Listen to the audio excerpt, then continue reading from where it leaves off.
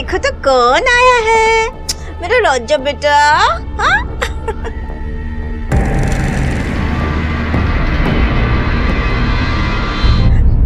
दे दे मुझे। ओ मेरा राजा बेटा। ओ सोना बेटा। ओ ले।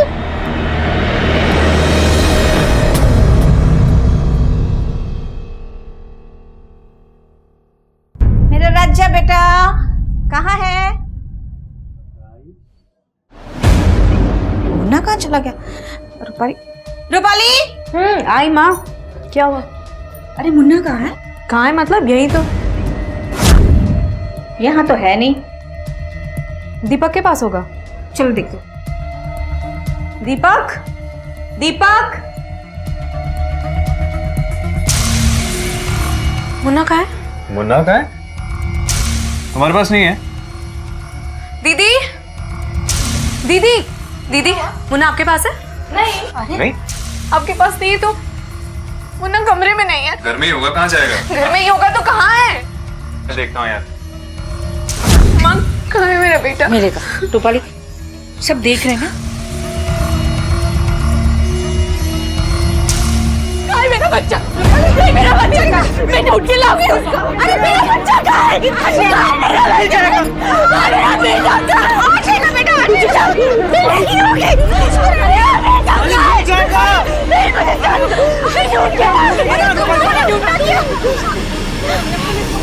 हमारे घरों में जब भी किसी नन्हे मेहमान का आगमन होता है तो हमारा मन खुशियों से भर उठता है।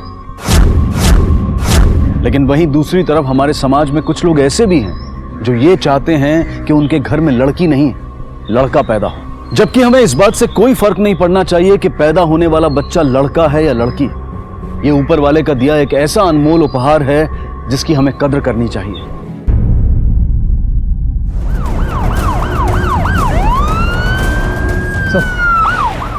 मेरा बच्चा।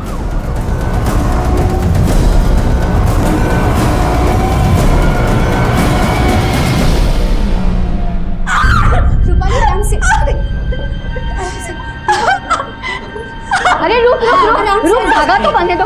माँ अभी इन सब चीजों का टाइम नहीं है। अरे बांधना पड़ता है, मन्नत का धागा है। देखना लड़का ही होगा। हो गया। तू गाड़ी निकाल। आजा आराम से।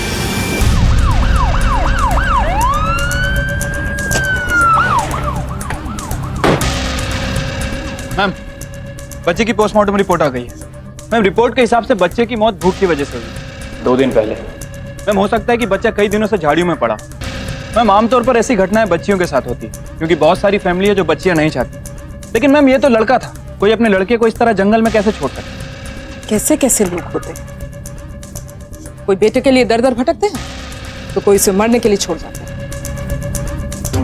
हो सकता है ये बच्चा नाजायज हो या फिर किसी ने पुरानी दुश्मनी निकाली। हो सकता है मैम। कुछ भी हो नहीं रंज, हमें इसके माँ बाप को जल्दी से जल्दी ढूंढना।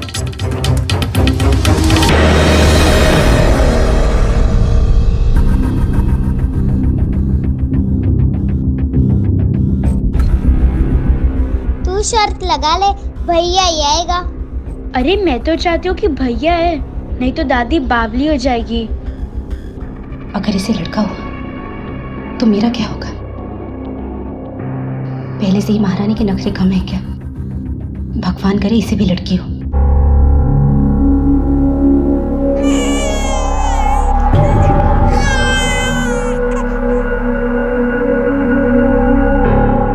मुबारक हो दीपक जी, आपको लड़का हुआ है। थैंक यू माँ।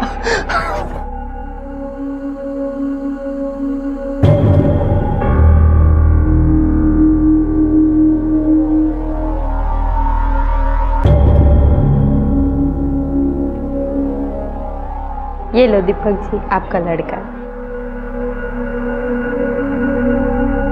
राजा बेटा मेरा। सिस्टर, क्या हम भैया को छू सकते हैं? नहीं, अभी कोई नहीं छुएगा। मेरा पोता अभी बहुत छोटा है।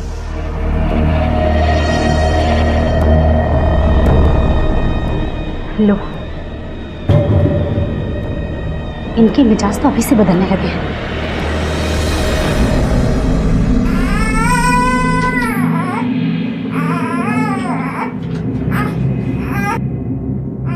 अरे पूजा, नव्या, मिले तुम अपने भाई से? आओ लो मिलो, आओ ना मिलो, मुन्ना भी मिलना चाहता है तुमसे। चाची, हम क्या भैया के साथ एक सेल्फी ले ले? लो। इनमें तो अकल है नहीं, तू भी बावली हो गई है क्या? कोई फोटो नहीं खींचनी है। जाओ, बाहर जाओ।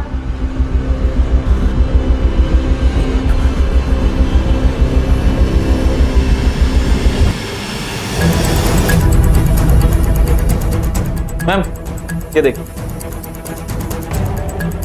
जहां में वो बच्चा मिला था उसे कुछ दूर पर एक गाड़ी आगे रुकी। इस फुटेज से इस आदमी का चेहरा पता नहीं चल रहा है। इस फुटेज को साइबर सेल भेजो, शायद वो इसे क्लीन करके इस आदमी की फोटो हमें दे पाए। और हाँ, आरटीओ से पता करो ये गाड़ी किसके नाम पे रजिस्टर्ड है। बड़ा भैया भैया कर रही थी ना, अब पड़ गई ना डांट। अब चुपचाप से यहाँ बैठो और कोई जरूरत नहीं उसके पास जाने की, समझी ना? चलो जाओ जाओ।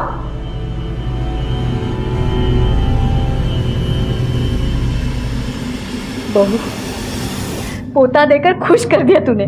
तू नहीं समझती मैं कितनी खुश हूँ। इस वंश का वारिस है ये।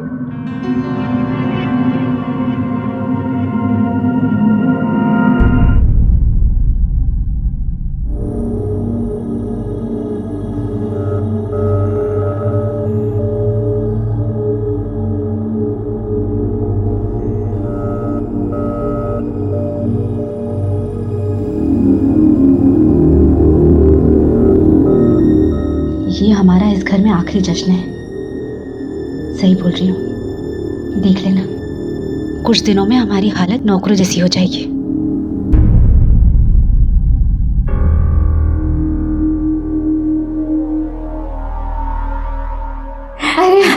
बधाई हो समधन जी। लीजिए। नमस्ते जी। नमस्ते। अरे मेरा सोना बेटा, एक मिनट। छोटा छोटा बच्चा, ये लो। और समधन जी, ये आपके लिए। अरे नहीं, इसकी क्या जरूरत है? अगर आपकी इजाजत हो तो मैं हमारे नाती को हमारे साथ ले जाऊं? नहीं नहीं समझन जी, बिल्कुल नहीं। पहला पोता है हमारा, हमें तो खुशियां मनाने दो। आइए ना, आइए, नाश्ता तो करें। जी बहू, ठीक है। नाश्ता ला।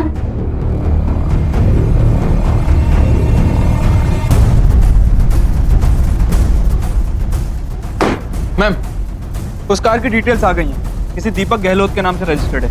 ये उसका एड्रेस है। पता करो ये दीपक गहलोत उस दिन वहां क्या कर रहा है। बेटा रूपाली, मैं बहुत खुश हूँ कि बेटी पैदा करने का श्राप तुमने मिटा दिया। इस घर में बेटा पैदा करने वाली तुम सबसे पहली लड़की हो। कैसी बातें कर रही हैं माँ? श्राप व्राप कुछ नहीं होता, ये सब हमारे मन का वहम होता है। तुम नहीं जानती। अपनी बहन को देखो, बेटियों पे बेटियां पैदा कर रही हैं और इसकी सास आए दिन इसे ताना मारती है। बेटियां पैदा करना बहुत बड़ा बोझ होता है। माँ बस करिए। तुमने अपनी सास को देखा, कितनी खुश थी। अगर आज तुमने बेटी पैदा की होती तो क्या वो इतना खुश होती? कैसी बातें कर रही हो माँ? आज के ज़माने में लड़की और लड़का दोनों बराबर हैं। तुम नहीं समझ सकती क्योंकि तुमने बेटा पैदा किया है।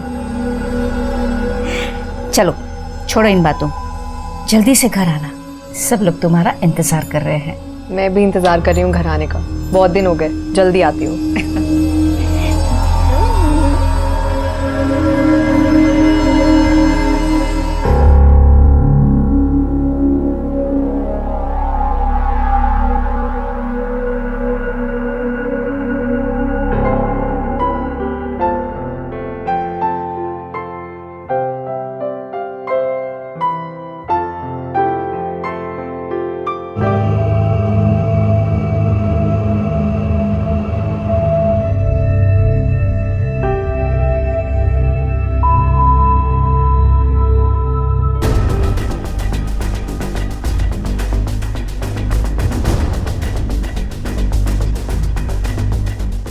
दीपक गहलोत कौन है आप में से?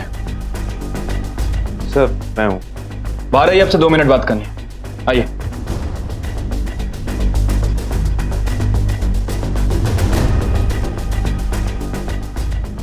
गाड़ी नंबर AQ1596 आप ही की गाड़ी है? हाँ 3 अप्रैल की शाम तकरीबन 4 साढ़े 4 बजे आपकी गाड़ी को शहर के बाहर जंगल में देखा गया। क्या उस गाड़ी में आप थे? 3 अप्रैल की शाम को सर एक्चुअली मैं कुछ काम से शहर से बाहर जा रहा था, लेकिन तभी मुझे फ़ोन आया कि मेरी बीवी लेबर पेन में है, तो मैं वापस आ गया।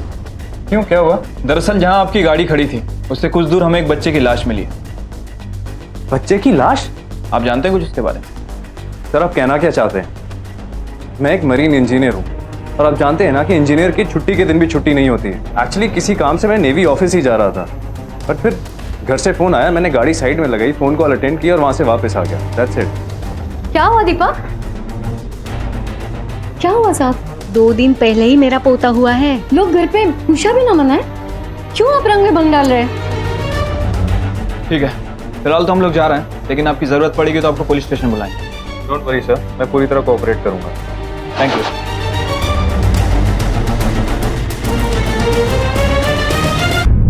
मैम, दीपक गहलोत के घर में भी उसी दिन बच्चा हुआ है और परिवार में जश्न का माहौल है। ये महज इत्तेफाक है कि उन दोनों बच्चों में कोई कनेक्शन है? जिस दिन उस बच्चे की मौत होती है उस दिन दीपक को भी बेटा पैदा होता है। शहर से आने के तो कई रास्ते हैं नीरज, वो उसी रास्ते क्यों लौटा? और अगर हमेशा उसी रास्ते से लौटता है तो उस दिन वहीं पर क्यों रुका? ये कुछ ज्यादा ही कोइंसिडेंस हो गया है नीरज। मैम, कहीं ये दीपक गहलोत हमसे कुछ छुपा तो नहीं रहा? बिल्कुल हो सकता है। एक काम करो, दीपक के कॉल रिकॉर्ड्स, मोबाइल लोकेशन सब मंगवा लो, इससे मामला काफी साफ हो जाएगा।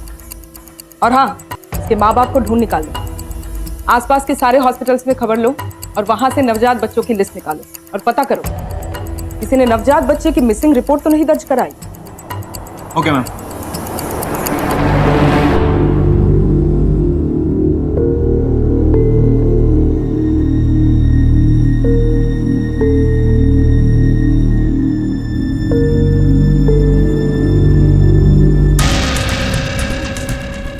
मैम, ये रहे दीपक गहलोत के कॉल रिकॉर्ड्स।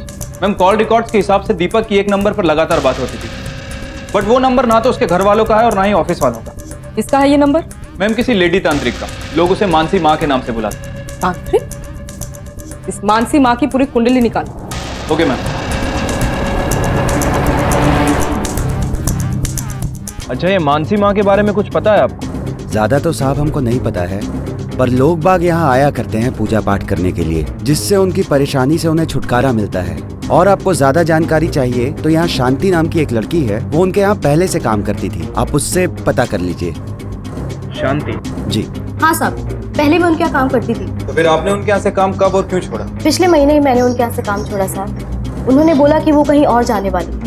अच्छा, है मानसी से लोग कांटेक्ट कैसे करते थे? साहब, वो सबसे पहले फोन पे बात करती थी, फोन पे बात करने के बाद ही वो किसी को मिलने का समय देती थी।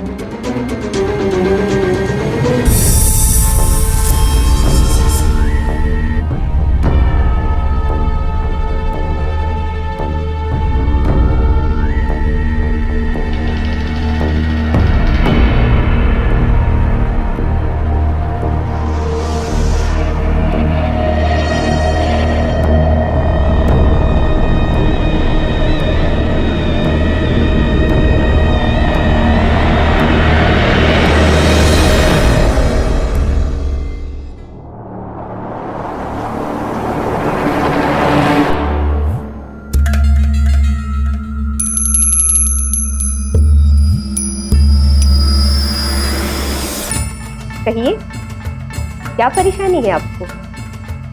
दीपक गहलोत किस वजह से मिलता था आपसे? वो अपने परेशानी का हल पाने के लिए यहाँ आता था। उसे अपने होने वाले बच्चे की बहुत चिंता थी, इसलिए वो मेरी शरण में आया था। मैंने उससे पूजा करवाई, देवी माँ से प्रार्थना की और उससे बेटा पैदा हुआ। आप कौन हैं और दीपक के बारे में क्यों पूछ रहे हैं? सब इंस्पेक्टर नीरज चौधरी। मैंने कुछ गलत नहीं किया है। आपने क्या किया और क्या नहीं, ये तो हम पता लगा ही लेंगे। फिलहाल जब तक आपको इस शहर से बाहर निकलने के लिए ना कहा जाए, इसी शहर में अपनी साधना में लीन रही। हमारी पूछताछ अभी खत्म नहीं हुई, समझ गए?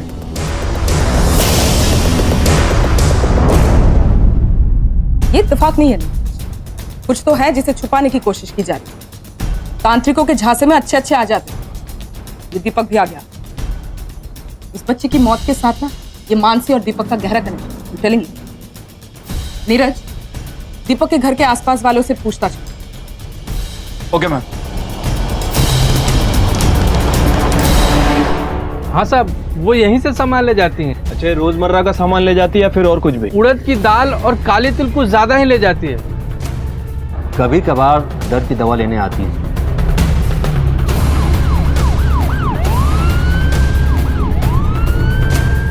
ये मानसी कहाँ गई? वो हर रोज शहर के किसी मंदिर में जाती है पूजा करने। अच्छा, आपने कभी इनके यहाँ पे कुछ अजीब देखा या सुना? पिछले हफ्ते मैंने किसी बच्चे के रोने की आवाज सुनी। एक तरफ जहां हमारे देश की बेटियां ओलंपिक से लेकर स्पेस टेक्नोलॉजी तक में देश का नाम रोशन कर रही हैं, वहीं दूसरी तरफ कुछ लोग हमारे समाज को अब भी एक पुरुष प्रधान समाज बनाए रखने में लगे हुए हैं। जैसे ही रूपाली ने एक बेटे को जन्म दिया, वैसे ही उसकी सास और बाकी के लोगों की नजरों में उसकी अहमियत कई गुना बढ़ गई। बहू, कल से दीपक के कमरे की सफाई भी तुम्हें ही करनी है। और सुनो, सफाई होने के बाद कमरे को ताला लगाना। तुम्हारी लड़कियां बहुत बदमाश हैं, उनके सामान का कोई नुकसान नहीं होना चाहिए, समझी?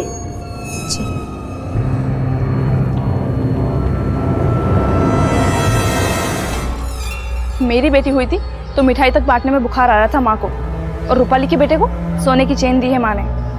ऐसा नहीं चलेगा, मुझे ही कुछ करना पड़ेगा।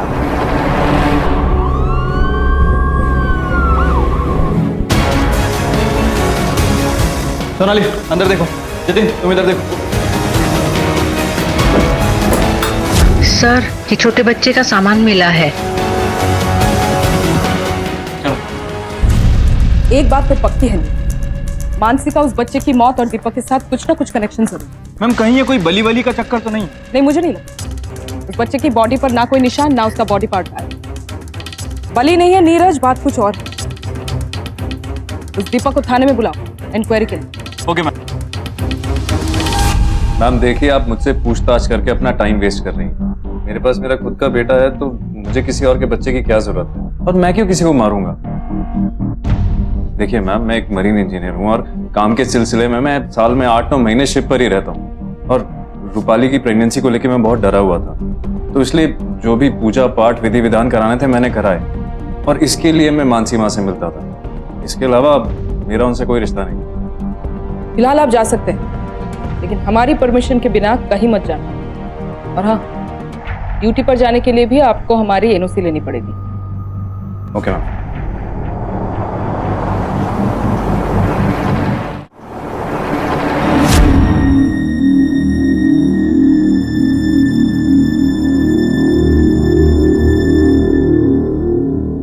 दीपक, क्या हुआ?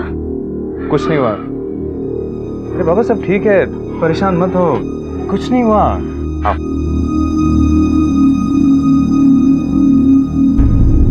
रूपाली के बेटे के जन्म से कहीं खुशियों की लहर दौड़ पड़ी थी, तो कहीं जलन और ईर्ष्या का सैलाब उमड़ चुका था। रूपाली अपने पति, सास और मायके वालों की चहेती बन चुकी थी। क्या रूपाली की जिंदगी में आई ये खुशी बहुत जल्द किसी अनहोनी के रूप में बदलने वाली थी? बच्चे के जन्म के 1 महीने बाद रूपाली अपने मायके गई थी और वहीं पर घर के अंदर से उसका बच्चा गायब हो गया। दीपक के पास होगा, चलो देखते हैं। दीपक, दीपक, मुन्ना कहाँ है? मुन्ना कहाँ है? कौन था ऐसा जो रूपाली के बच्चे को नुकसान पहुंचाना चाहता था और क्यों? मैम, मैं घर में ही था, यहाँ बैठा चाय पी रहा था। मैं बाथरूम में थी। मैं अपने ही कमरे में थी, मुन्ना के साथ खेलने के लिए गई तो देखा पालने में मुन्ना नहीं था, और हम लोग भी हमारे ही रूम में थे। मेन डोर का लॉक किसने खोला? पता नहीं मैम। बच्चे की कोई फोटो है? मैम, मेरे पास है। चलिए। मैं 2 मिनट के लिए बच्चे को छोड़कर गई और बच्चा गायब हो गया। किसी ने ध्यान नहीं रखा। हाँ, मुझे मेरा बेटा चाहिए। मैं कुछ नहीं जानती, मुझे मेरा बेटा चाहिए, मुझे मेरा बेटा चाहिए। मैं कुछ नहीं जानती, मुझे मेरा बेटा चाहिए।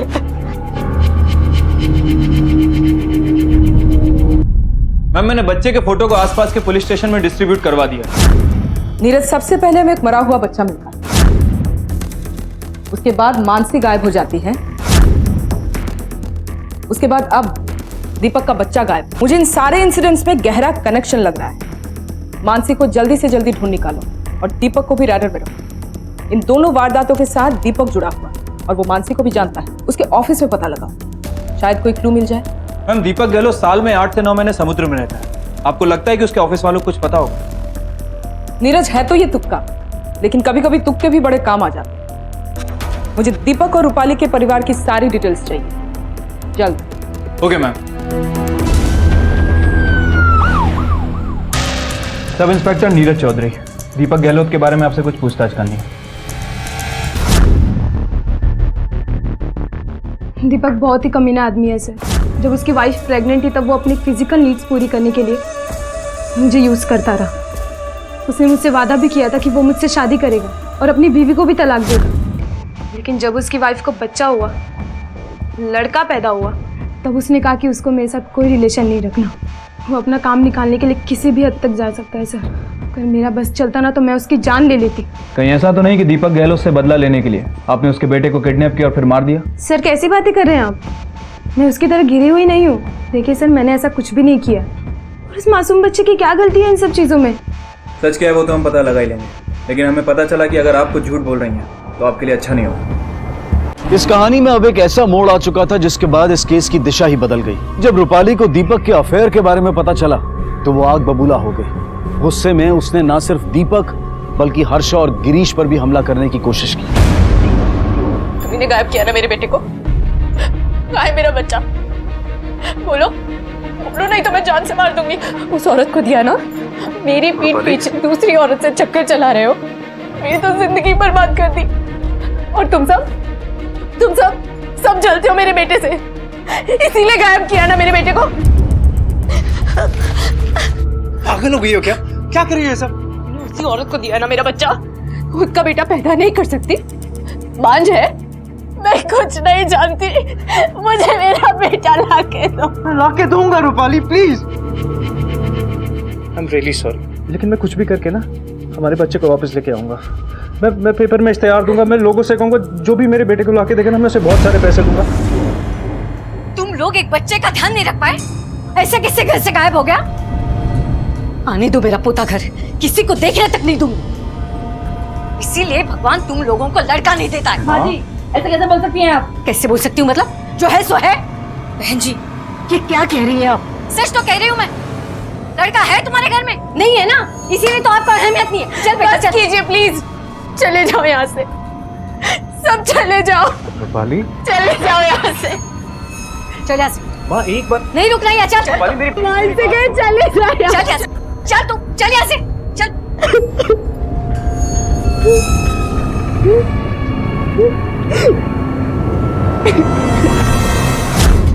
मैम एक बात तो साफ है, ये दीपक जैसा दिखता है वैसा है नहीं। और बाकी के लोग? मैम रूपाली के बेटा होने से उसकी जेठानी हर्षा काफी चिड़ी हुई थी। इनफैक्ट उसकी खुद की बहन भी इस बात से नाराज थी। मैम खानदान में काफी दिनों के बाद एक बेटा हुआ, इसलिए कुछ लोग नाराज थे और कुछ लोग खुश। इसका मतलब ये हुआ कि रूपाली के बच्चे के गायब होने के पीछे किसी घर वाले का भी हाथ हो सकता है। हो सकता है। सब पर नजर रखवाओ। Okay ma'am. मैम, इस बच्चे की लाश झाड़ियों के बीच मिली थी, उसके माँ बाप आए। फौरन अंदर लाओ। जी।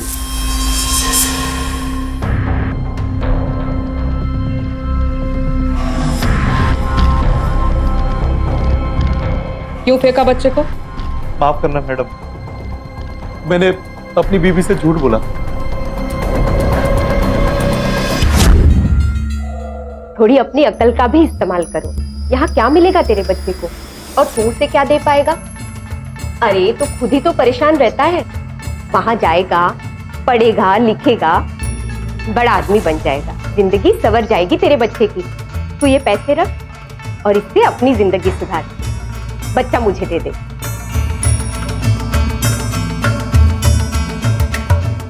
पैसे और गरीबी की वजह से मैं बहक गया था। मैंने सोचा कि मेरे बच्चे की जिंदगी बन जाएगी, लेकिन जब मुझे बाद में पछतावा हुआ तो मैं पैसा लेकर अपने बच्चे को लेने के लिए निकल गया।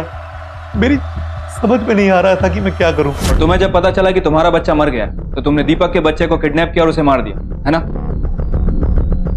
मैडम मैं तो पहले से ही मरा हुआ हूं, मैं किसी को क्या मारूंगा? मेरी खुद की गलतियों की वजह से मेरा बच्चा मेरे हाथ से चला गया। मैं किसी के बच्चों को क्यों मारूंगा मैडम?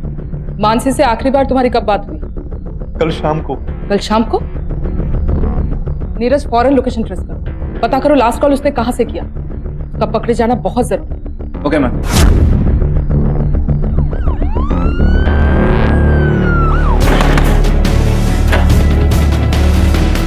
अरे आप लोग यहाँ? बहुत जादू तो हो गया मानसी जी, अब थाने चलिए, आपके सर पे चढ़ा भूत उतारना है। अरे थाने? लेकिन क्यों? वो सब तो थाने में बता देंगे। चल। मैं कुछ नहीं जानती। कुछ नहीं पता मैडम, मैं कुछ नहीं जानती। नहीं पता? नहीं, बताती हूँ मैडम, रुकिए बताती हूँ। दीपक को बहुत चिंता थी कि रूपाली को बेटी हो गई तो उसकी मुसीबत बहुत बढ़ जाएगी, इसलिए उसने मुझे 1 लाख रुपए दिए और मैंने बच्चे का इंतजाम किया।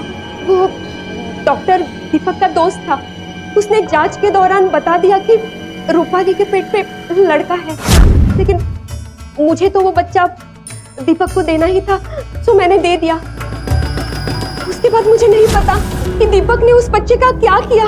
मुझे कुछ नहीं पता मैडम, कुछ नहीं पता। कहाँ चला गया दीपक? दीपक? दीपक? दीपक?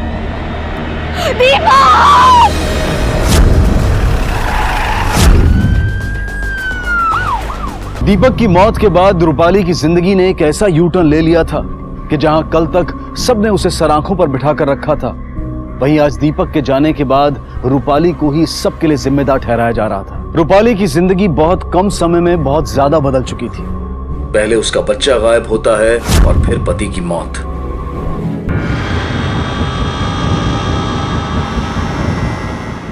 और इसके बाद आगे जो होने वाला था उसके बारे में शायद किसी ने सोचा भी नहीं होगा। देखो रूपाली ने क्या कर लिया। रूपाली! ये सब कैसे हुआ? मेरी बहन और मेरे जीजा ने मुझ पर हमला किया। मारना चाहते थे वो मुझे। क्या? पर क्यों? जलते थे वो मुझसे। जब से मेरा बेटा हुआ है बहुत जलते हैं। उनकी बेटी है ना, इसलिए। चाकू कमरे में ही रखा है, आप उन्हें गिरफ्तार कर लें प्लीज। ऐसा रूपाली ने बोला आपको? कैसी बात कर रहे हैं आप लोग? हमें क्या मिलेगा ये सब करके? आपको पता है, सबसे पहले उसे सोनाली ने देखा, फिर हम सबको बुलाया, हमने उसे यहाँ एडमिट करवाया। अगर हमें उसे मारना ही होता तो मारने से पहले उसे एडमिट क्यों करवाते? तो फिर रूपाली झूठ क्यों बोल रही है? मैम मुझे नहीं पता वो झूठ क्यों बोल रही है। अरे आप किसी से भी पूछ लीजिए। ये मैं और मेरी बीवी थे जो गली गली घूमकर उस बच्चे के मिसिंग पोस्टर लगवा रहे थे कि किसी तरीके से बच्चा मिल जाए। ये हम थे जो भगवान से उसके लिए प्रार्थना कर रहे थे। देखिए, रूपाली ने आपके खिलाफ कंप्लेंट किया है, हमें अपनी कार्रवाई करनी पड़ेगी। आपको बहुत जल्द पुलिस स्टेशन बुलाया जाएगा।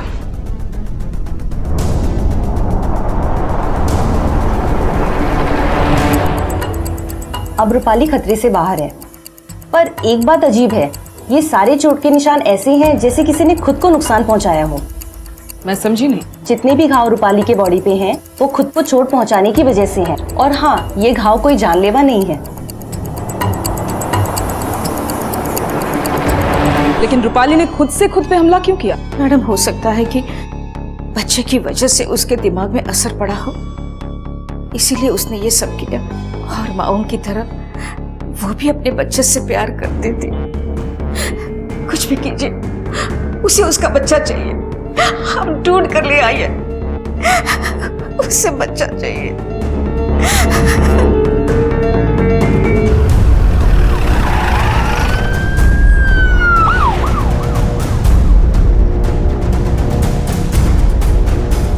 रूपाली अपने कंप्लेंट दर्ज करवाई है, आपकी बहन और आपके जीजा ने। आपको मार डालने की कोशिश की है। जी। आपकी जानकारी के लिए बता दूं रूपाली, किसी के खिलाफ झूठी कंप्लेंट दर्ज कराना अपने आप में एक संगीन जुर्म होता है।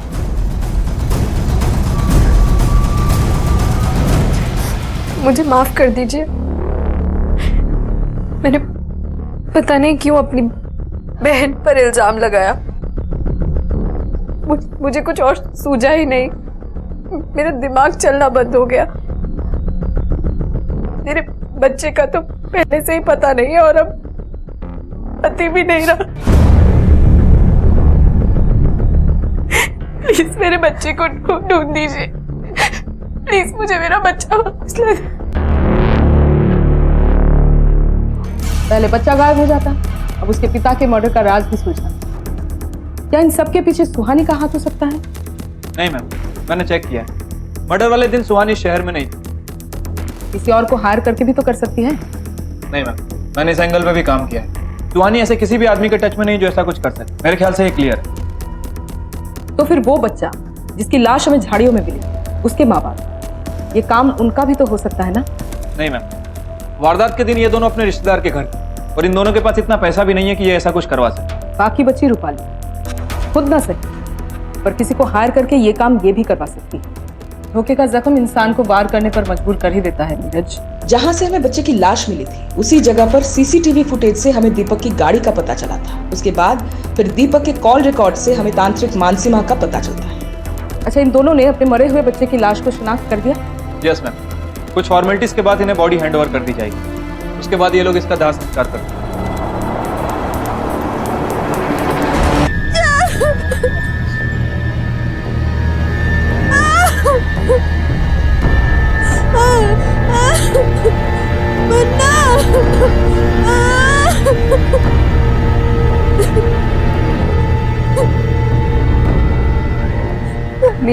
मेरे पति ने आपके बच्चे को मारा था ना, इसीलिए वो भी मर गया।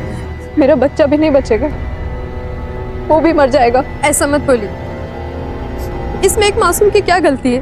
देखना, आपका बच्चा आपको मिल जाएगा, उसे कुछ नहीं होगा। मैं भगवान से भी उसके लिए दुआ करूंगी। मेरा बच्चा मर जाएगा, इस सब की सजा उसे मिलेगी। मेरा बच्चा मर जाएगा। मैम, एक आदमी है जो रूपाली के बेटे के बारे में कुछ इन्फॉर्मेशन देना चाहता है। अंदर लेके आओ। जी। अब मैडम, वो उस बच्चे के बारे में जो भी कुछ जानते हो बताओ। मैडम, 20 अप्रैल के दिन जब अपने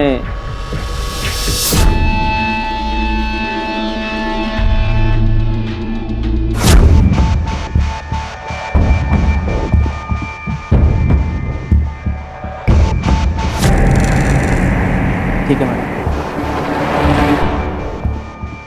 उस पूरे इलाके को छान मारोगी, कुछ ना कुछ जरूर हाथ लगने वाला है। Okay ma'am.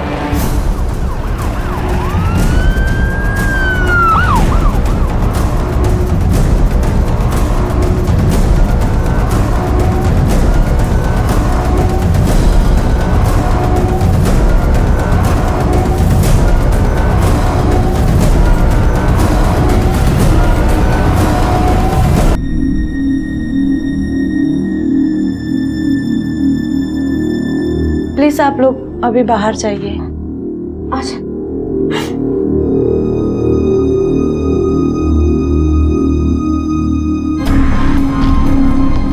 क्या वो आप ही का बच्चा है?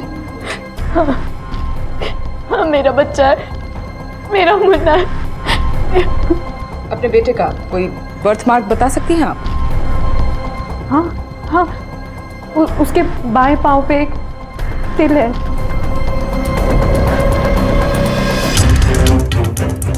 मैम, इस इलाके में 4 ऐसे स्कूल हैं जिनके बच्चों के यूनिफॉर्म सेम है। एक काम करो, सारे स्कूल के टाइमिंग चेक करो। वो बच्चा सुबह गायब हुआ। मैडम, हमें हमारा पोता वापस दिला दो। मेरे बेटे की आखिरी निशानी है वो। मुझे पता है ये सब उस रूपाली का किया धरा है। पहले तो उसने मेरे पोते को गायब किया और बाद में मेरे बेटे को मार दिया। आप बस हमारा पोता वापस दिला दो। देखिए, इसमें हम आपकी कोई मदद नहीं कर सकते। ये एक बहुत ही लंबा कोर्ट प्रोसीजर है।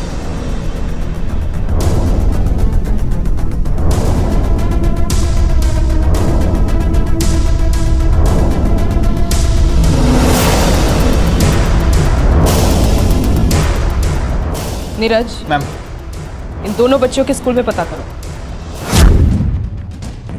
पुलिस ने जब स्कूल में पूछताछ की तब उन्हें ऐसी बात पता चली जिसने सबके होश उड़ा दिए। 4 अप्रैल से 14 अप्रैल तक ये दोनों लगातार स्कूल नहीं आई। आप दोनों 14 अप्रैल को स्कूल जाने के लिए निकले थे, पर आप लोग स्कूल गए ही नहीं। कहाँ थे आप दोनों? देखो, डरो मत, कोई तुम्हें कुछ नहीं कहेगा। बेटा इधर देख, मेरी तरफ।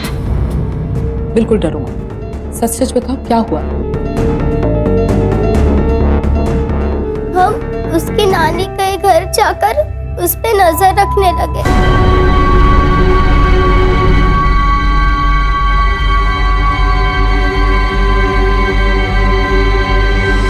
जब भैया पैदा हुए थे तब हम बहुत खुश थे। सिस्टर, क्या हम भैया को छू सकते हैं? नहीं, अभी कोई नहीं छुएगा। मेरा पोता अभी बहुत छोटा है। फिर धीरे धीरे सब बदलने लगा। कोई फोटो नहीं खींचनी, देख नहीं रही हो, सो रहा है वो। मम्मी हमें कहती थी कि भैया के आने के बाद हमें अपने घर में नौकर की तरह रहना होगा। तुम्हारी चाची को बेटा हुआ है और इसका मतलब जानती हो, बेटा मतलब बेटियों की अहमियत कम हो जाती है। अब इसके बाद इस घर में नौकरों से ज्यादा अहमियत नहीं है। बार बार वहां जाके खुद भी परेशान होती है और मुझे भी परेशान करती हो। भैया को ही सब प्यार करेंगे क्योंकि वही अकेला बेटा है घर में। और मालिश संभाल के करना, मुन्ने को किसी चीज की कोई कमी ना हो।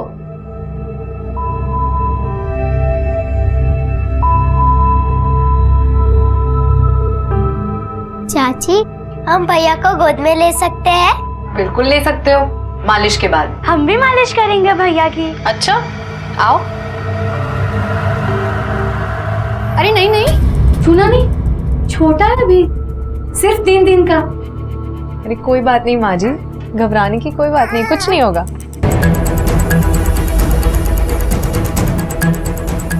हम भाई को नुकसान नहीं पहुंचाना चाहते थे। हम तो बस सारे घर वालों से प्यार चाहते थे, वो प्यार जो भाई को मिल रहा था। देखिए, इस जुर्म के लिए इन दोनों बच्चियों को एटलीस्ट 6 महीने के लिए बाल सुधार गृह में रखा जा सकता है। लेकिन अगर रूपाली केस वापस ले ले तो हम इन्हें छोड़ देंगे, ये दोनों घर जा सकती है। लेकिन एक बात कहना चाहूंगी, जुर्म भले ही बच्चियों ने किए, लेकिन इस जुर्म को बढ़ावा दिया है आप सबकी सोचने मिलकर। नव्य और पूजा के खिलाफ रूपाली ने कोई केस दर्ज नहीं करवाया, जिसके बाद उन दोनों बच्चियों को रिहा कर दिया गया। सोचने वाली बात यह है कि नव्य और पूजा ने जो किया उसके लिए वो कितनी जिम्मेदार है। एक लड़की होने की वजह से जो नफरत उन्हें मिली वो कितनी जायज है। आखिर हमारे घर में लड़का पैदा हो या लड़की, इससे क्या फर्क पड़ता है? क्यों हम हमेशा लड़का होने पर ही जोर देते हैं और लड़कियों को नजरअंदाज करते हैं? अब वक्त आ गया है कि हमारे समाज से इस विकृत मानसिकता को जड़ से उखाड़कर फेंक दिया जाए। बच्चों के पैदा होने से पहले उनके लिंग की जांच करवाना कानूनन अपराध है और ऐसा करने वाले लोगों और इसका समर्थन करने वाले डॉक्टर्स को कड़ी सजा हो सकती है। दीपक की हत्या का राज पुलिस के लिए अब भी एक राज बना हुआ है और हम उम्मीद करते हैं कि ये गुत्थी जल्द ही सुलझेगी। नमस्कार, आदाब। क्राइम पेट्रोल डायल 100 में आप सबका स्वागत है। कहते हैं कि आवश्यकता आविष्कार की जननी है, पर बारूद की खोज करने वाला सिर्फ तबाही चाहता था, ये कह पाना आसान नहीं है। लेकिन जो तबाही करने की ठान लेते हैं वो फूलों को भी हथियार बना सकते हैं।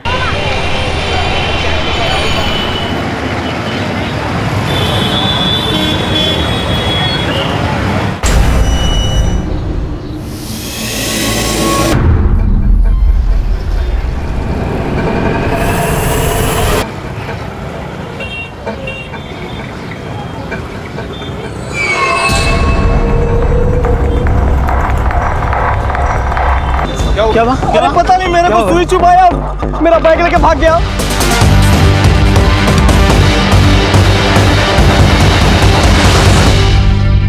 साल 2015 की शुरुआत में यूपी के भीड़ भरे बाजारों में लूट की कुछ ऐसी वारदातें हुई जिनकी मोडस ऑपरेंडी में हथियार था इंजेक्शन। एक के बाद एक होते इन हादसों से उन खौफजदा लुटेरों का नामकरण हुआ इंजेक्शन गैंग। इस केस में विक्टिम ऐसी आपबीती से गुजर रहा था कि उसे भनक तक नहीं हुई कि कोई पीठ पीछे ऐसे मुखौटे में था जिसकी तलाश में पुलिस वालों की नींदें भी उड़ने वाली थी।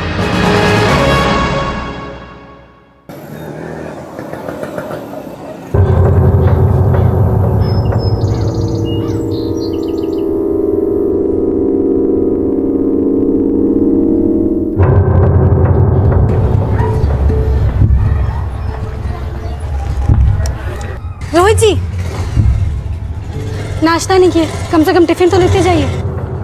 समझ लो उपवास रख लिया हम आज। निर्वंश हो जा सरपंच, तू निर्वंश हो जा, निर्वंश हो जा, तू निर्वंश हो जा सरपंच, तू निर्वंश हो जा, निर्वंश हो जा। बहू कितनी बार बोले हम, रिंकू को बाहर मत लेके आया करो, अंदर लेके जाओ। सरपंच तू निर्वंश हो जा, निर्वंश हो जा सरपंच, तू निर्वंश हो जा, निर्वंश हो जा सरपंच, तू निर्वंश हो जा, निर्वंश हो जा सरपंच।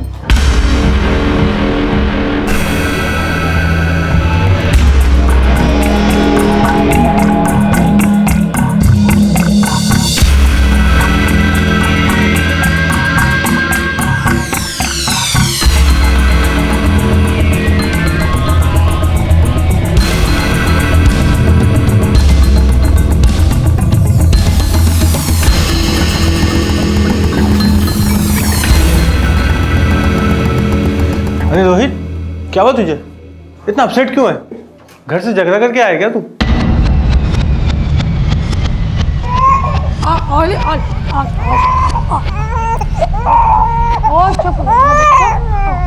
मम्मा आ गए, मम्मा आ गए, मम्मा आ गए, पापा भी आने वाले, पापा आने वाले। 26 अगस्त 2016 की शाम सविता मिश्रा अपने पति रोहित मिश्रा की इंतजार में अपने 9 महीने के बेटे रिंकू की बिलखती किलकारियों को उसके पिता के लौट आने की उम्मीद का दिलासा दे रही थी। वहीं रोहित मिश्रा दिन भर की थकान और अपने जीवन के कुछ अस्पष्ट तनावों से जूझता हुआ अपने घर लौटने ही वाला था कि कुछ ऐसा हुआ जिसकी उसने कल्पना भी नहीं की थी।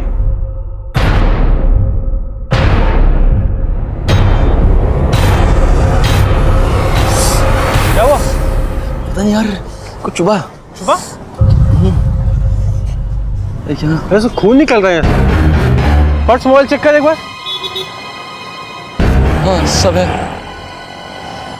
चल चलते हैं।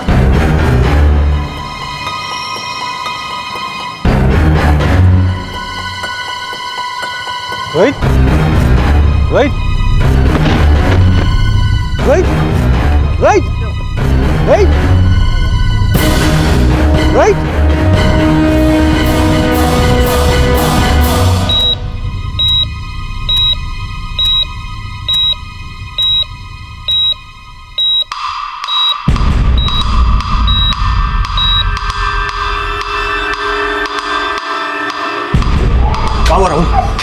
होश आया? नर्स डॉक्टर मुखर्जी को बुलाओ, उनसे कहो इमरजेंसी है, और तुम जाके पुलिस को इन्फॉर्म करो। कैसे?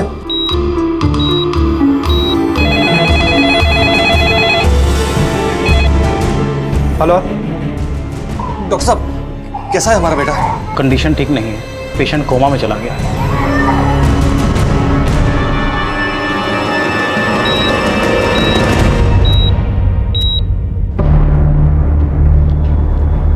सर, पेशेंट के गले में सिरिंज के जरिए पॉइजन इंजेक्ट किया गया है। पॉइजन? पॉइजन क्या है ये भी समझ में नहीं आ रहा है, मगर पॉइजन इतना सेंसिटिव है कि बॉडी के सेंट्रल नर्व सिस्टम को पैरालाइज कर दिया है। डॉक्टर इमरजेंसी है। Excuse me.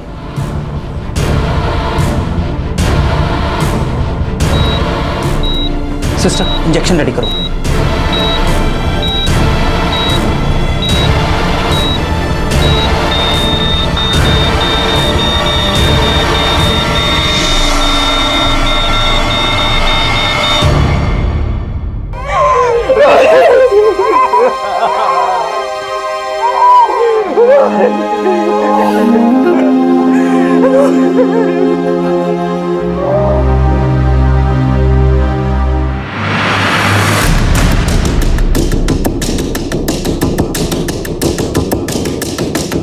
सर यहीं पे इंजेक्शन अटैक हुआ सर।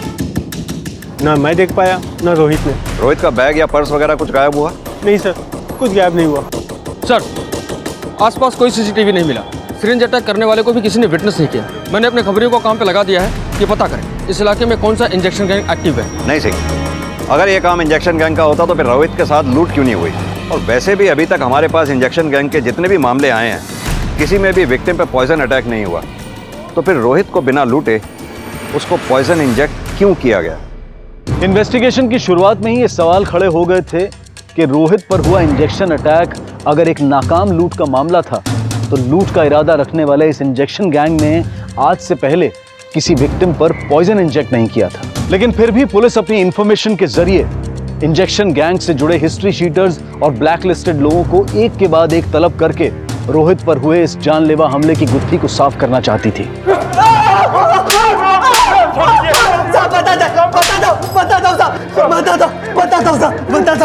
साहब हमारे सिरिंज पे तो सिर्फ पानी होता है, डिस्टिल वाटर साहब। सारे आदमी वहां जहर से मर गया और तू पानी पानी कर रहा है। साहब हमने उस आदमी को सुई नहीं छुपाई साहब, हमारी कोई नियत नहीं है किसी को भी मारने की साहब। हम तो लोगों को सुई छुपाते और उनको लूट लेते साहब। रोहित पर हुए अटैक में किस गैंग की भागीदारी थी ये साफ नहीं था, लेकिन रोहित की पोस्टमार्टम रिपोर्ट में हत्या में इस्तेमाल किए गए जिस पॉइजन का जिक्र आया उसने इस केस को और भी सनसनीखेज बना दिया। पोस्टमार्टम रिपोर्ट के मुताबिक रोहित के ब्लड में कोबरा का जहर मिला, लेकिन कोबरा के जहर के साथ मिडाजोलम और फुटपिन नाम के केमिकल लिक्विड मिक्स किए गए जिसकी वजह से बॉडी पैरालाइज हो गई और इनिशियल स्टेज पे पॉइजन के सिम्टम्स नहीं दिखे। यानी किसी ने पर्पसली ऐसा पॉइजन बनाया जिससे कि बचने की कोई गुंजाइश ही ना हो। पता लगाओ रोहित की लाइफ में कौन ऐसा है जिसका मोटिव रोहित को मारने का हो सकता है। सर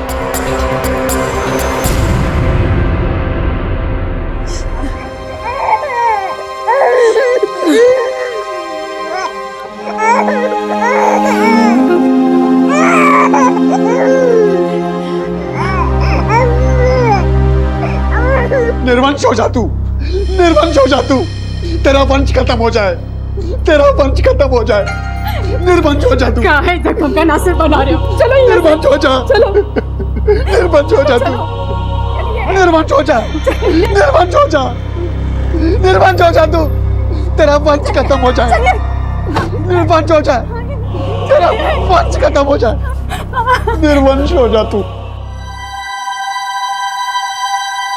सुनिए, ये कौन है आदमी जो इतना चिल्ला रहा था? ये रोहित के ताऊजी हैं, सरबन मिश्रा के बड़े भाई। क्यों चिल्ला रहे थे? सर ये हमेशा ऐसी बद्दुआएं देते रहते अपने छोटे भाई को कि वो निर्वंश हो जाए, निर्वंश हो जाए। आधी बद्दुआएं तो इनकी लग भी चुकी है। आधी मतलब? सरबन का एक बेटा तो मर गया है, भगवान दूसरे को बचाए इसकी बद्दुआ से। साहब हमारे बड़े भाई साहब के 2 बच्चे थे, दोनों बच्चों का देहांत होने के बाद भाई साहब एकदम पगला गए, सबको श्राप देते हैं।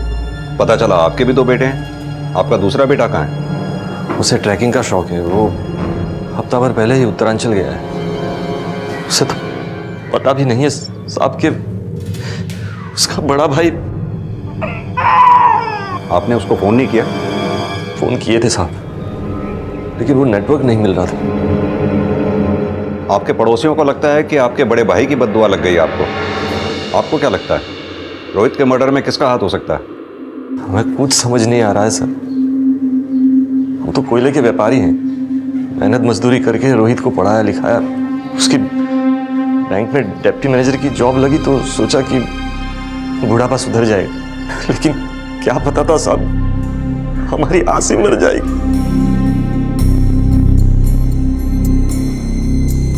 सविता जी, आपको किसी पे कोई शक?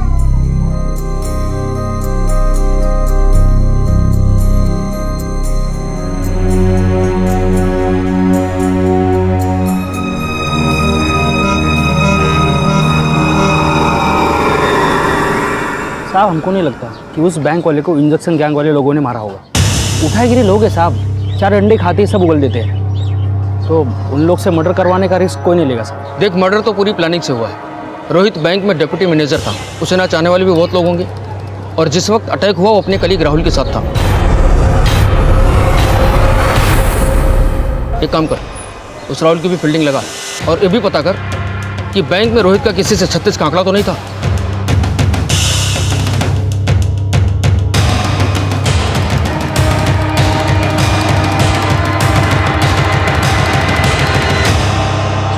साहब जो कुछ बोलना है हमें बोलिए, इन्हें कुछ मत बोलिए। ये किसी की कुछ बात नहीं समझते। लेकिन इन्हें गालियां दे दे के दूसरों को कोसना आता है। सबको नहीं कोसते, ये सरबन को ही कोसते बस। उसे ही क्यों? खा गया वो हमारे बच्चों को।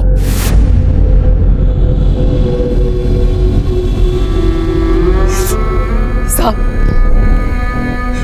20 साल पहले की बात है, जब हम गांव में थे। हमारे बच्चे उस सरपंच के आंखों के सामने खेल रहे थे और खेलते खेलते पैर फिसलकर तालाब में गिर गए और एक कमीना सरपंच खड़े खड़े देखता रहा। तैराक है वो, फिर भी जानबूझकर उसने नहीं बचाया ताकि हम दोनों के गुजरते ही सब कुछ उसका हो जाए। यही बात से इनका दिमाग हट गया और गांव की जमीन जायदाद सब कुछ बेचकर हम शहर चले आए। तो ये मरतूत ये भी पीछे पीछे चला आया। आपके पति कुछ काम काज भी करते हैं या सिर्फ अपने भाई को ही कोसते रहते हैं? साहब घर के पीछे 2 दुकानें हैं, उसका किराया आ जाता है, बस हमारी जिंदगी चलती रहती है। पर अब कुछ नहीं रहा, अब मौत का इंतजार है। साहब इनको चीनी का बीमारी है, वो इंश्योरेंस का इंजेक्शन लगाते हैं।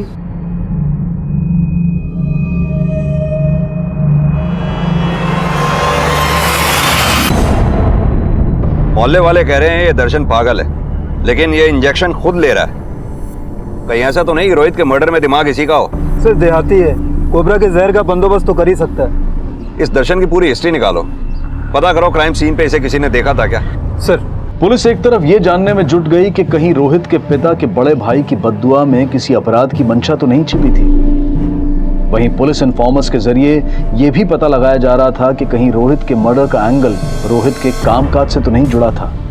लेकिन फिलहाल पलड़ा रोहित के पिता और उनके भाई की पुरानी रंजिश का ही भारी था।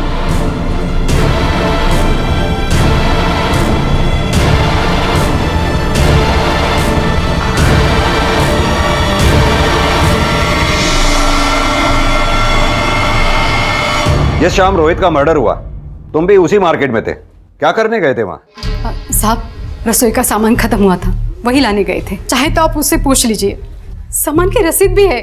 रसीद कटा के रखने से हम तुम्हारी बात को सच मान लेंगे? साहब इन्हें अगर कुछ करना होता ना तो 20 साल थोड़ी इंतजार करते।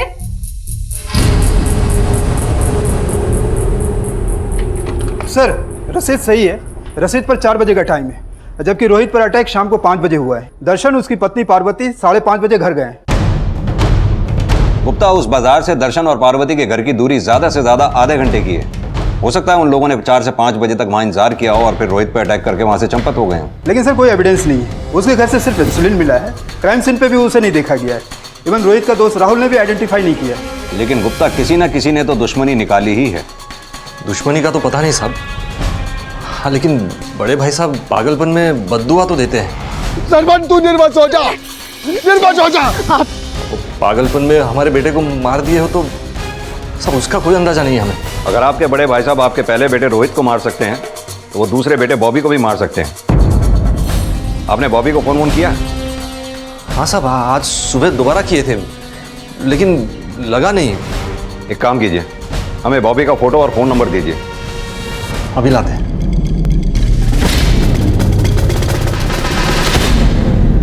number you have called is currently not reachable. Sir Bobby का फोन नॉट रीचेबल। सरबन ने कहा था कि बॉबी उत्तरांचल गया है। ये बॉबी के फोन की लास्ट लोकेशन निकालो, पता करो उसका फोन लास्ट टाइम उत्तरांचल के किस एरिया में एक्टिव था।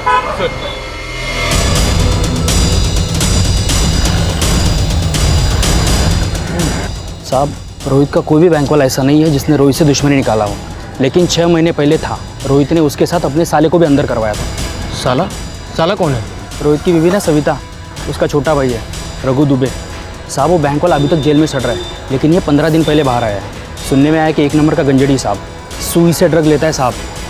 क्या पता वही सुई चुभा दिया होगा जीजा को।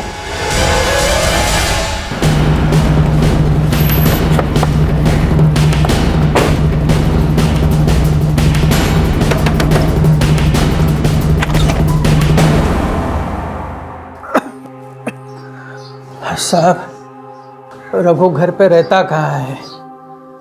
6 महीने से तो जेल में था। अपने जीजा के जाने के बाद हमसे मिलने तक नहीं आया। रघु का नंबर दीजिए हमें। हाँ, अभी देती हूँ। इसके लिए आप जिस नंबर को डायल कर रहे हैं वो इस समय स्विच्ड ऑफ है। सर, फोन बंद आ रहा है। हाँ सर, रघु को नशे की आदत थी, पर हमको उससे मिले अरसा हो गया सर। वो इस वक्त कहाँ होगा हमको कुछ नहीं पता है।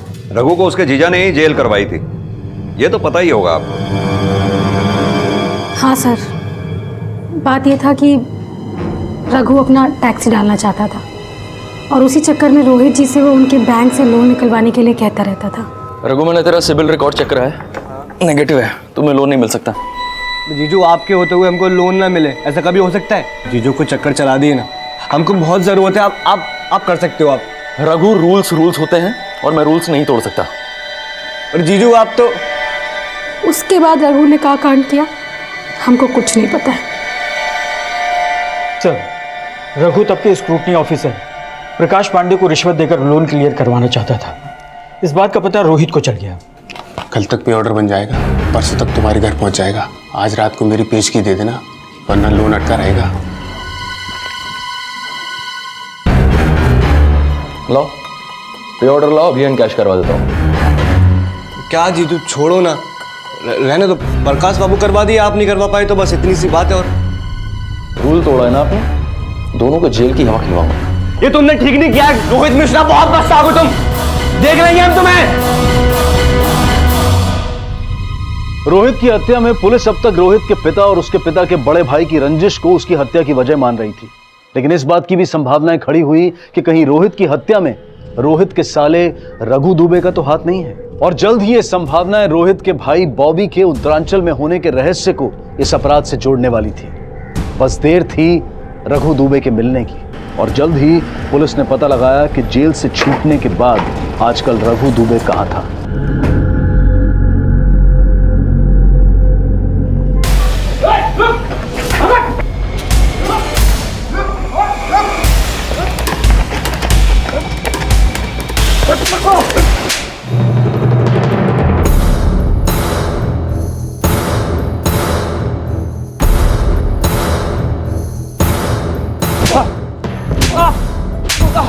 मार अपने जीजा को।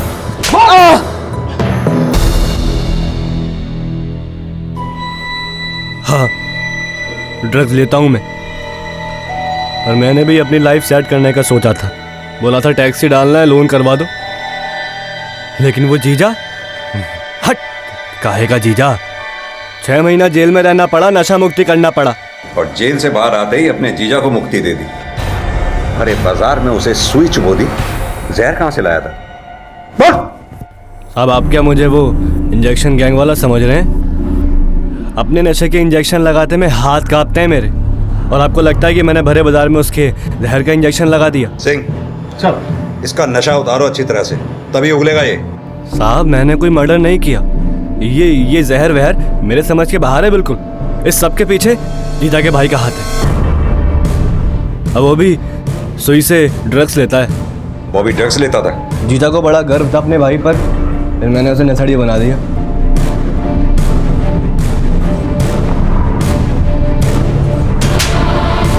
क्या ये क्या कर रहा है?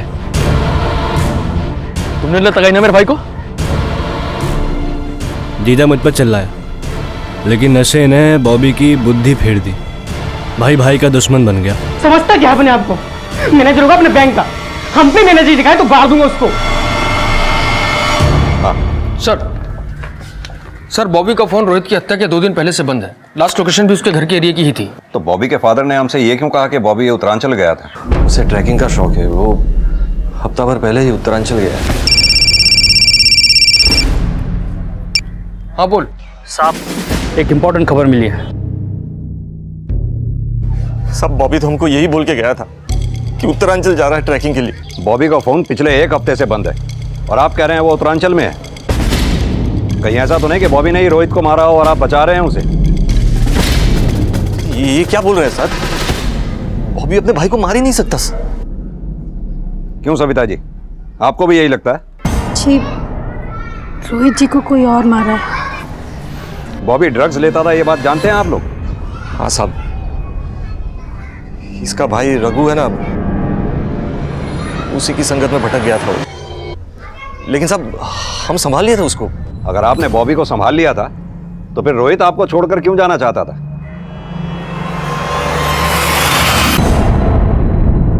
हमें यह भी पता चला है कि रोहित अपने बैंक के पास ही किराए का मकान ढूंढ रहा था। बता सकते हैं क्यों? साहब वो बॉबी की हरकतों से ही परेशान था, इसीलिए अपनी बीवी के साथ अलग रहना चाहता था। लेकिन साहब हमने बात किए थे, मना लिया था, वो अपना फैसला बदल चुका था वो। अगर रोहित ने अपना फैसला बदल लिया था तो फिर किराए के मकान के लिए उसने टोकन मनी क्यों दी? सविता जी, रोहित बॉबी की वजह से ये घर छोड़कर जाना चाहता था या वजह कुछ और ही है? बॉबी की वजह से। ये बॉबी का फोटो, ये उसका मोबाइल नंबर, ये 2 चीज़ और 2 इन्फॉर्मेशन। एक ये सुई से ड्रग्स लेता है और दूसरा बीएससी का स्टूडेंट। इसका बाप बोल रहा है कि रोहित की हत्या से 2 दिन पहले उत्तरांचल गया था, लेकिन इसका फ़ोन इलाहाबाद में बंद हुआ। तू देख जरा, कहाँ मिलेगा ये? ठीक है साहब, देखता हूँ। एक बच्चा हम खो चुके हैं, बॉबी को ढूंढ लीजिए प्लीज साहब। सच में कहते हैं हमें कुछ नहीं पता। हमें तो लगता है साहब कि इस यमदूत ने कुछ किया है। दर्शन मिश्रा की बद्दुआ क्या सिर्फ उसकी जबानी भड़ास थी या उसके किए गए अपराध का कबूलनामा? ये पता लगाने के लिए पुलिस दर्शन के पागलपन को उसका दिखावा समझकर उससे सच उगलवाने की कोशिश कर रही थी, और वहीं रोहित की हत्या और बॉबी के अचानक गायब होने में रघु की भागीदारी को भी खंगाला जा रहा था। सर, दर्शन को पिटने के बाद भी वो निर्वंश की रट लगाए हुए, और रघु भी वहीं का वहीं है।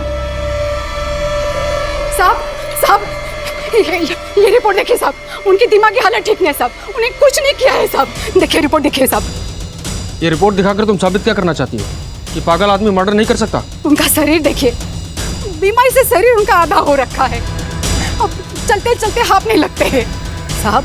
हमारी मानो तो रोहित की बीबी के गिरबान में झाँक कर देखो, खोट वही है। तुम कहना क्या चाहती हो? साहब, वो शादी के वक्त पेट से थी और शादी के बाद 7 महीने में उसे बच्चा हुआ। आपको यकीन नहीं तो आप पता कर लो।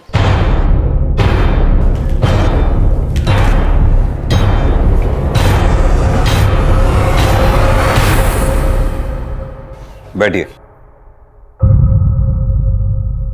यह है आपके बेटे रिंकू की बर्थ सर्टिफिकेट। जन्म की तारीख 3 फरवरी 2016। रोहित से आपकी शादी हुई 26 जुलाई 2015 को। डिलीवरी प्रीमेच्योर नहीं थी। यह आपकी डिलीवरी रिपोर्ट। शादी के समय तुम 2 महीने पेट से थी, यानी कि यह बेटा रिंकू रोहित का नहीं है। क्या यह सही है? सर, रिंकू रोहित का ही बेटा है। यानी कि शादी से पहले भी आपके रोहित से संबंध थे? सर, रोहित और सविता की शादी जुलाई में हुई थी, लेकिन शादी पक्की फरवरी में ही हो गई थी। तभी से दोनों मिलते रहे और घर उसी में रह गया। सर, ऐसी वैसी कोई बात होती तो रोहित मुझे बता देता पहले ही। तो आप ये साफ कर रहे हैं कि रोहित के मर्डर से उसकी बीवी सविता का कोई लेना देना नहीं? सर, मुझे जरा भी शक होता तो मैं आपको सब कुछ पहले ही बता देता था। रोहित के फादर का यह मानना है कि रिंकू रोहित का ही बच्चा है, लेकिन हो सकता है ये बच्चा रोहित का ना होकर के किसी और का हो और रोहित ये बात अपने फादर को ना बता पाया हो। ये रोहित की बीवी सविता की हिस्ट्री निकालो, पता करो शादी से पहले उसका कोई अफेयर तो नहीं था। सर, रोहित के भाई बॉबी का गायब होना अब भी रहस्य बना हुआ था, लेकिन रोहित की शादीशुदा जिंदगी से जुड़ा एक नया एंगल पुलिस के सामने आया था। लेकिन क्या वो बच्चा वाकई रोहित का था? ये जानने के लिए पुलिस एक तरफ सविता के अतीत को खंगाल रही थी और वहीं बॉबी की तलाश भी जारी थी। और जल्द ही सविता से जुड़ी जानकारी के साथ पुलिस सविता के माता पिता से मिली। सविता का शादी के पहले से अफेयर था, ये एकदम सच है। हालांकि ये बात सविता ने हमें नहीं बताई। आप लोग बताइए, आप लोगों को ये राज पहले से पता था ना? देखिए, जो भी बोलिएगा सोच समझ के बोलिएगा, झूठ पकड़ा जाएगा। साहब, कॉलेज में वो किसी लड़के को प्यार करती थी।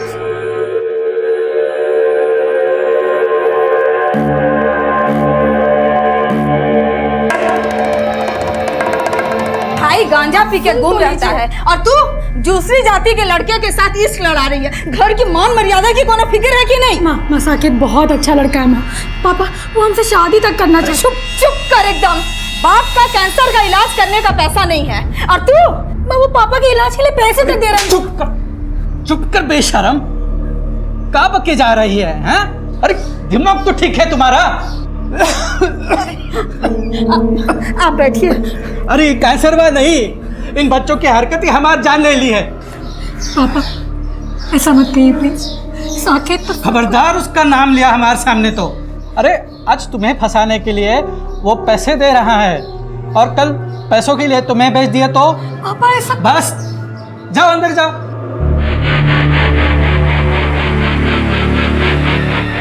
इससे पहले कि हमारी इज्जत नीलाम करके दूसरे जात वाले के साथ भाग जाए, इसके हाथ पीले करने पड़ेंगे। शादी के समय सविता गर्भवती थी क्या?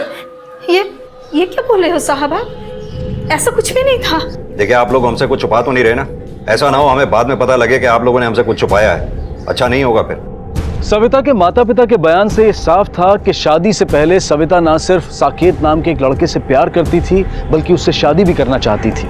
और यह भी साफ था कि रोहित से शादी से पहले से ही सविता गर्भवती थी। सविता के माता पिता के बयान की पुष्टि करने के लिए पुलिस ने सविता के प्रेमी साकेत को पूछताछ के लिए बुलाया। ये बात सच है साहब कि हम सविता से प्यार करते थे, लेकिन सविता की फैमिली ने शादी की इजाज़त ही नहीं दी और हमारी फैमिली ने भी। उसके बाद हमारी शादी कहीं और तय हो गई। शादी के बाद सविता से मिलना हुआ? सर एक ही शहर में रहते, कभी कभी आमना सामना हो जाता, लेकिन वो अपनी गृहस्थी में बिजी है और हम अपनी। उसकी गृहस्थी तो उजड़ गई। मतलब सर? उसके पति का मर्डर हो गया। तुम्हें नहीं पता? नहीं साहब, ये कब हुआ? लेकिन ये तो तुम्हें पता होगा कि शादी से पहले ही तुमने सविता को प्रेग्नेंट कर दिया था। सर आप ये सब क्या बोल रहे हैं? हम उससे प्यार करते थे और हमारे बीच में कोई फिजिकल रिलेशन नहीं बना। साकेत का बयान सविता का पक्ष मजबूत तो कर रहा था, लेकिन सविता एक ऐसे चक्रव्यूह में फंसी थी जहां चारों तरफ से उंगलियां उसी के चरित्र पर उठने वाली थी। और जब एक औरत ऐसी परिस्थिति में होती है तो सच और झूठ चाहे जो भी हो, लेकिन उसका घेराव हमेशा शक की नजर से ही किया जाता है। और जब शक सच्चा साबित होता है तब अक्सर झूठ को मजबूरी बताया जाता है, और मजबूरी सिर्फ कायर ही नहीं, कभी कभी अपराधी भी बना देती है। साहब इस बॉबी का कोई इन्फॉर्मेशन नहीं निकाल पा रहा हूँ, लेकिन इसके भाई रोहित की एक बात पता चली है। पता चला है कि वो किसी क्लिनिक में जाता था। क्लिनिक? कौन सा क्लिनिक? साहब वो गुप्त रोगों वाला क्लिनिक।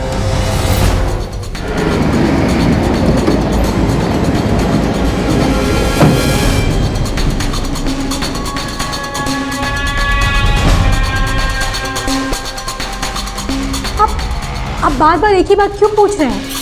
क्योंकि तुम झूठ बोल रही हो। तुमने हमसे कहा कि रिंकू रोहित का बेटा है, जबकि सच तो यह है कि रोहित बच्चा पैदा कर ही नहीं सकता था। ये रोहित की मेडिकल रिपोर्ट जहां से वो इलाज करवा रहा था वहां से हमें मिली है। अब तुम हमें सच सच बताओ कि रिंकू बच्चा किसका है। अब तुम सच बोलोगे या फिर डीएनए टेस्ट करवाएं तुम्हारा?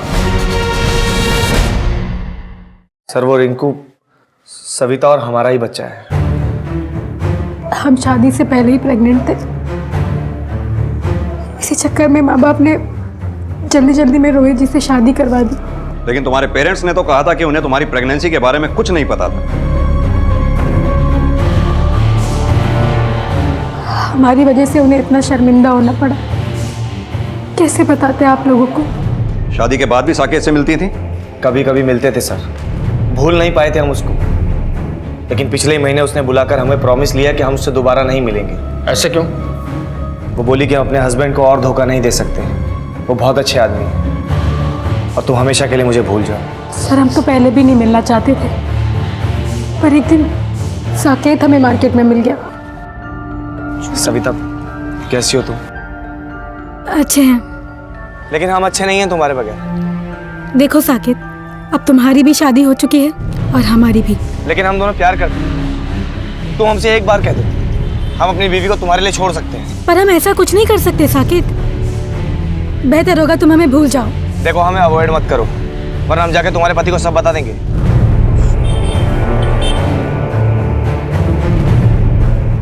देखो सविता, मुझे गलत मत समझो, मैं तुमसे प्यार करता हूँ, क्या तुम मुझसे प्यार नहीं करती?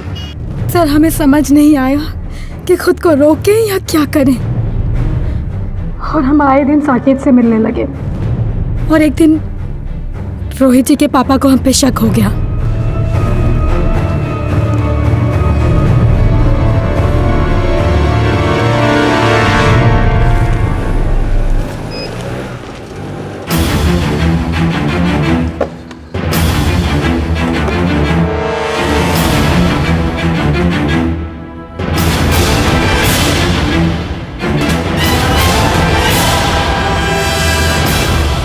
क्या चल क्या रहा है आजकल? आए रोहित को बताएं क्या चल रहा है? वो हमें डांट नहीं रहे थे, बल्कि हमें ब्लैकमेल करना चाहते थे। पापा जी वो हम पापा जी वो जूम करें। पापा जी रोहित इंपॉर्टेंट था, ये बात तुम्हारे ससुर सरपंच जानते थे? उन्होंने तो अपनी गंदी नीयत के चलते किसी को नहीं बताया, लेकिन रोहित जी ने कभी हमसे कोई सवाल नहीं किया। लेकिन रोहित तो उस क्लिनिक में शादी के बाद भी अपना इलाज करवा रहा था। रोहित जी जानते थे कि वो बच्चा पैदा नहीं कर सकते, हमसे अपसेट भी थे, पर उन्हें अपनी कमी पर खुद भी शर्मिंदगी थी। एक दिन हमने भी हिम्मत करके उन्हें जाके सब कुछ सच बता दिया। हम जानते हैं कि वो हमारा बच्चा नहीं है, लेकिन हमें अच्छा लगा कि तुमने खुद हमें सच बता दिया। पर हम आपसे कुछ और बात भी करना चाहते हैं, आपके पापा के बारे में। हम ये भी जानते हैं। क्या आप ये भी जानते हैं? हम सब जानते हैं, और वो भी ये जानते हैं कि हम सब जानते हैं। सिर्फ तुम्हें नहीं, हमें भी नीचा दिखाते हैं। और हमने फैसला कर लिया कि हम इस घर में और नहीं रुकेंगे।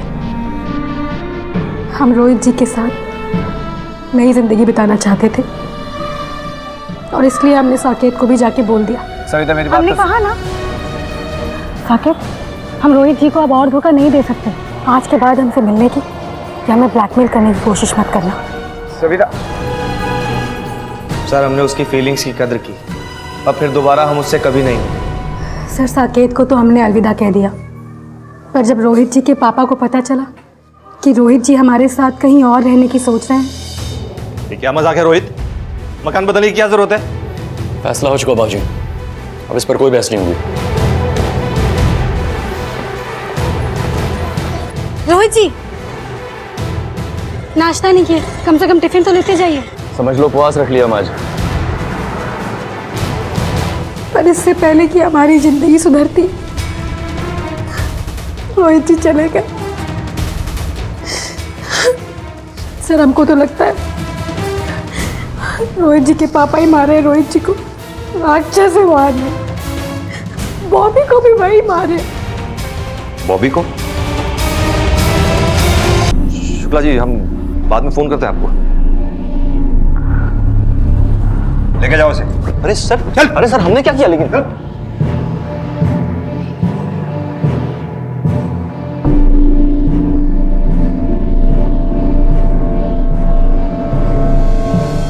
सर, वो लड़की बकवास कर रही है। हमने उसकी कोई तस्वीर नहीं खींची और ना ही कोई गंदा रिश्ता बनाया। गंदा रिश्ता ही नहीं बनाया, बल्कि अपने दोनों बेटों बॉबी और रोहित का मर्डर भी किया तुमने। फंस ना जाओ इसलिए फोटो डिलीट कर दी। हमने ऐसा कुछ नहीं किया है सर। सर, हमें तो लगता है कि ये सब सविता की चाल है। उसने अपने प्रेमी साकेत के लिए हमारे दोनों बेटों को मार दिया होगा, और अब हमें फंस रही है। सर उसने सारी फोटो डिलीट कर दी होगी। सर हम झूठ नहीं बोल रहे हैं, हमने अपनी आंखों के सामने देखा था उसको बॉबी को मारते हुए। हमें लग रहा है रोहित को भी उसी ने मारा होगा। अच्छी तरह से सोच के बोलो, बॉबी ने तुम्हें तुम्हारे ससुर के साथ देखा था या फिर साकेत के साथ? सर आप हमारा विश्वास क्यों नहीं कर रहे हैं? हम सच कह रहे हैं। सर, हमें तो ये तक नहीं पता था कि सविता का ससुर सविता के साथ इतना बुरा कर रहा था। हम सच कह रहे हैं सर, हमने तो उससे मिलना तक छोड़ दिया था। सरबन के टेम्पो को फॉरेंसिक के लिए भेजो। जिस दिन बॉबी गायब हुआ, सरबन, सविता, साकेत तीनों के फोन लोकेशन निकलवाओ। ये साफ है कि बॉबी को मारने के बाद उसकी लाश को ठिकाने लगाया गया। ये बॉबी को मारने वाला और रोहित को जहर भरा इंजेक्शन देने वाला इन्हीं तीनों में से कोई एक है। ये तीनों पिछले दिनों क्या कर रहे थे, किस किस से मिल रहे थे, सब पता लगाओ। सर ये साकेत के पिछले 2 महीनों के कॉल रिकॉर्ड्स हैं। इनमें एक आदमी प्रहलाद है जिससे लगातार बात हो रही थी। ये आदमी पैथोलॉजिस्ट है, ब्लड यूरिन की जांच करता है। हीरानगर में इसकी लैब है सर। चलो सर। साकेत मेरा दोस्त है सर। उसके पड़ोस में सैंपल कलेक्ट करने आता था, राह चलते मुलाकात हुई और दोस्ती हो गई बस। इस पैथोलॉजिस्ट प्रहलाद की पूरी हिस्ट्री निकालो। कहीं ऐसा तो नहीं कि कोबरा के जहर वाला इंजेक्शन इसी ने बनाया हो। हेलो, ठीक है, थाने में मिलते हैं। सर, बॉबी का फोन बंद होने के बाद सरबन टेम्पो के साथ रामनगर सिग्नल क्रॉस करते हुए एक सीसीटीवी कैमरे में कैप्चर हुआ है। ये देखिए सर, सरबन। इसके फोन लोकेशन के हिसाब से उस दिन ये रामनगर एरिया में गया था, जंगल वाला एरिया सर, और वहां से सीधा वापस घर।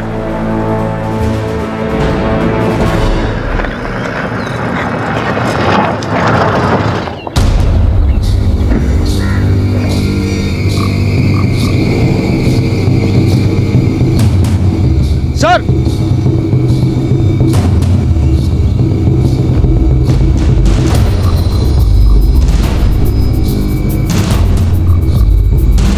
जो ह्यूमन बोन्स पुलिस को मिली उनका डीएनए टेस्ट होना अभी बाकी था, लेकिन शक के आधार पर सरबन मिश्रा को फिर से तलब किया गया। बता दो। चल। उस भिखमंगे शिवेंद्र की बेटी को घर लाने की सजा है। पिछले महीने का भाड़ा लाया हूं तुम्हारा, पता चला तबीयत ठीक नहीं है तुम्हारी। क्या हुआ है?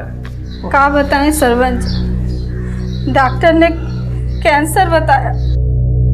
अरे तो इलाज कराओ इसका। कैसे करवाएंगे इलाज, पैसा कहाँ है, और इसकी शादी भी करवानी है। पता नहीं सब कैसे होगा। अपनी बेटी दोगे? मतलब देखो, सारा इलाज मैं कराऊंगा, सारा खर्चा, ये घर का महीने का खर्च सब दूंगा। आप कैसे बात कर रहे हैं? आपके बेटे की उम्र की है वो? अरे मेरा बेटा है इसकी उम्र का, उससे ब्याहते हैं ना। अरे मुंह मीठा कराओ, अब तुम हो गए हो मेरे ससुर समधी। अरे क्या देख रहे हो, ये पकड़ो, अरे ये लो। उसके इलाज का पैसा दिया हमने, और बदले में उसकी बेटी की इज्जत लूटी, उसके साथ जबरदस्ती की, बहू की मर्यादा का उल्लंघन किया, अपने बेटे की हत्या की। सिर्फ बॉबी को मारा है सर, सिर्फ बॉबी को मारा है हमने सर। रोहित को नहीं मारा हमने सर, रोहित को हमने नहीं मारा सर, हम सच बोल। सरबन ने मान लिया था कि बॉबी की हत्या उसने की थी, लेकिन रोहित की हत्या के षड्यंत्र में एक नहीं 2 लोगों की भूमिका थी। सर आपको गलतफहमी हो रही है सर, हमने कुछ नहीं किया। तेरे उस पैथोलॉजिस्ट दोस्त प्रहलाद की सारी हिस्ट्री निकाल ली है हमने। डीएनसी बैंक में अकाउंट है आपका? जी। 25 तारीख को 1.5 लाख रुपए, 27 तारीख को फिर 1.5 लाख रुपए आपके अकाउंट में क्रेडिट हुए। कहां से आए थे इतने पैसे? और प्रहलाद ने मान लिया है कि तूने ही रोहित को मारने के लिए उसे पैसे दिए थे। हाँ, हमने ही रोहित को मरवाया। हमें लगा कि रोहित को अगर रास्ते से हटा देंगे तो सविता को हम तक आने में कोई दिक्कत नहीं होगी। हमारी शादी वहां हुई जहां प्यार नहीं था, और जहां प्यार था वो हमें मिली नहीं। सविता को मिलने के लिए हमने ब्लैकमेल किया, जबरदस्ती की, मगर वो रोहित, उस रोहित के चक्कर में आके सविता ने हमसे मिलना बंद कर दिया। और फिर हमें लगा कि रोहित को रास्ते से हटाना हो, वो भी हमेशा के लिए। अखबार में खबर छपी थी, सिरिंज अटैक, और हमने इंटरनेट पर भी पढ़ा था कि सेकेंड वर्ल्ड वॉर में एक ऐसा जहर इस्तेमाल हुआ था जो सिरिंज से दिया जाता है, और जहर भी ऐसा कि कोई ये ना पता लगा सके कि आदमी की मौत कैसे हुई है। एक पैथोलॉजिस्ट प्रहलाद हमारे पड़ोस में आया जाया करता था, हमने उससे दोस्ती कर ली। हमारे बहुत मनाने के बाद हमारी उससे 3 लाख रुपए में डील तय हुई। कभी कभी रिश्ते चाहत से नहीं मजबूरी से बनते हैं, लेकिन निभते तभी हैं जब एक दूसरे की कमजोरी को सच्चे जज्बातों की ताकत दी जाती है।